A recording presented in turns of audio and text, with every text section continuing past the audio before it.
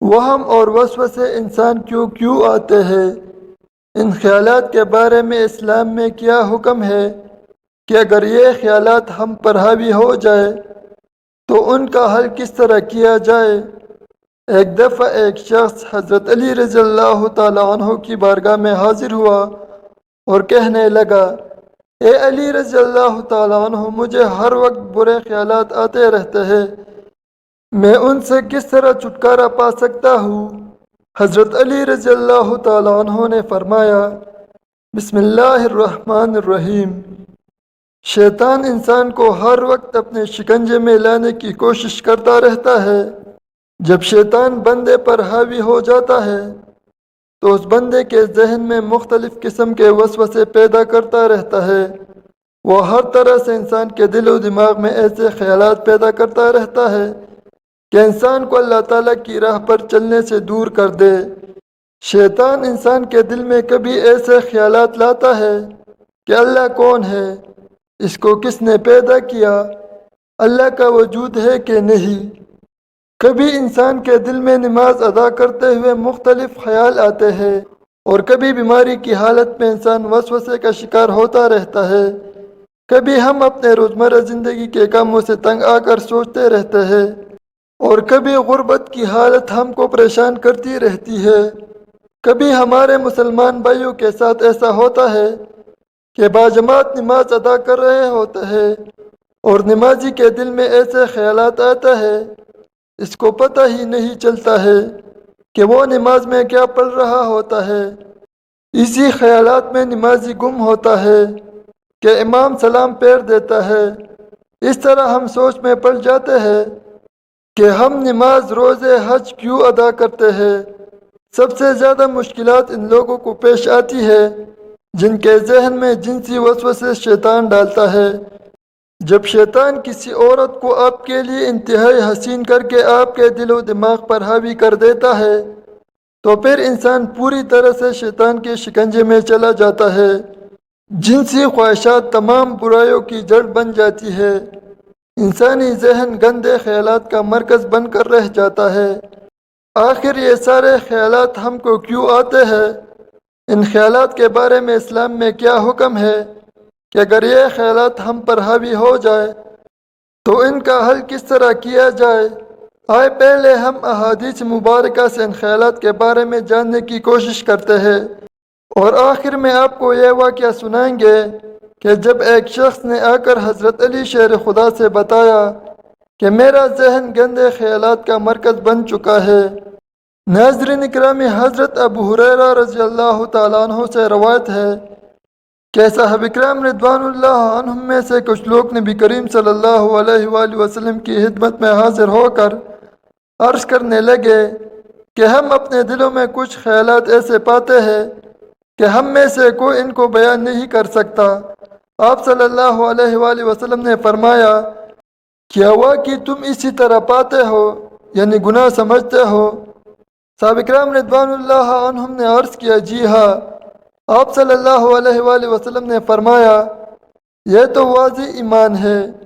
محدثین اس حدیث کی وضاحت کچھ اس طرح کرتے ہیں کہ صحابہ کا اس جملہ ہم اپنے دلوں میں کچھ خیالات ایسے پاتے ہیں کہ ہم میں سے کوئی ان کو بیان نہیں کر سکتا کا مطلب یہ ہے کہ ہم اپنے دلوں میں بری چیزیں پاتے ہیں، مثلا اللہ کو کس نے پیدا کیا اور وہ کیسا ہے اور کس چیز سے ہے، اور اس طرح کی اور چیزیں کہ جن کا بیان کرنا بھی مشکل ہے، اس لیے کہ ہمیں معلوم ہے کہ یہ قبیح باتیں ہیں، اور ان میں سے کوئی چیز بھی ایسی نہیں ہے کہ ہم اس پر اعتقاد رکھیں، بلکہ ہم جانتے ہیں اللہ قدیم ہے، ازل سے ہے، ہر چیز کا خالق ہے، مخلوق نہیں ہے۔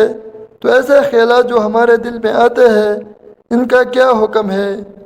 تو آپ صلی اللہ علیہ وآلہ وسلم نے یہ جواب دیا کہ یہ تو صریح ایمان ہے، اس لیے تم اس وسواس کو دل میں پانے کے بعد جھڑک دیتے ہو اور اس کو برا سمجھتے ہو، تو یہ تمہارے ایمان کی علامت ہے۔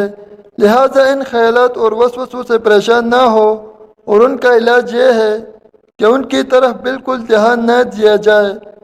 بعض علماء نے وسوسوں میں مبتلا اشخاص کی تسلی و تسکین کے لیے کہا ہے کہ جس طرح چور اس گھر میں جاتا ہے جہاں کچھ مال و متاع ہوتا ہے، اسی طرح جس دل میں ایمان ہوتا ہے شیطان وہاں آ کر وسوسے ڈالتا ہے۔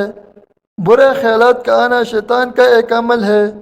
شیطان وسوسوں کے ذریعے انسان کو اپنے رب سے دور کرنے میں ہمیشہ سے ہی کوشش میں لگا ہوا ہے، اور قیامت تک شیطان انسانوں کے دلوں میں وسوسے پیدا کرتا رہے گا۔ اس کی کوشش یہی ہوگی یہ انسان رحمان کو چھوڑ کر شیطان کی باتوں کو مان لے۔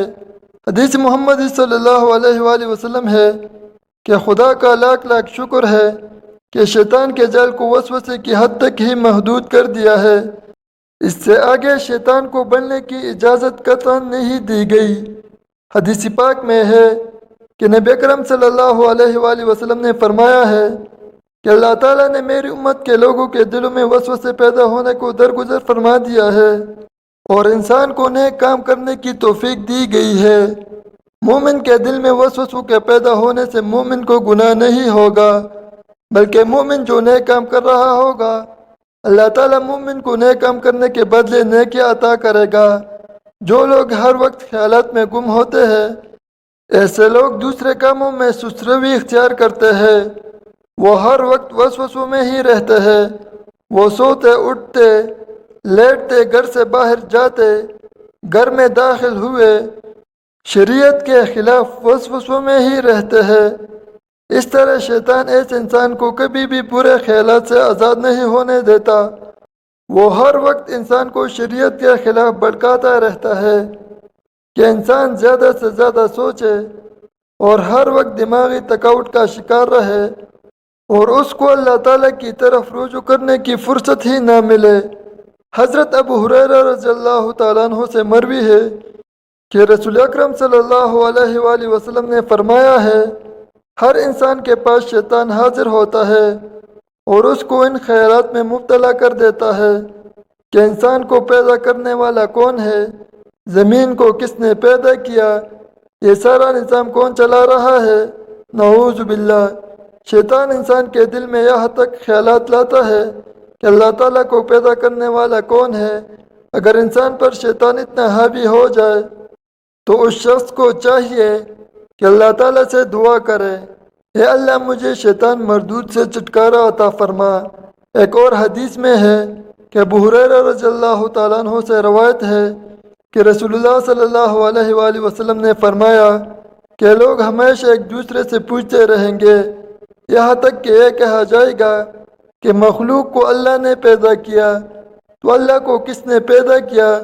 تو جو آدمی اس طرح کا کوئی وسوسہ اپنے دل میں پائے تو وہ کہے میں اللہ پر ایمان لایا۔ ایک روایت میں یہ اضافہ ہے اللہ اور اس کے رسول پر ایمان لایا۔ یہ بات یاد رکھے کہ شیطان انسان پر اس وقت بہت زیادہ حاوی ہو جاتا ہے جب ہم اپنے ایمان کا دامن چھوڑنا شروع کرتے ہیں۔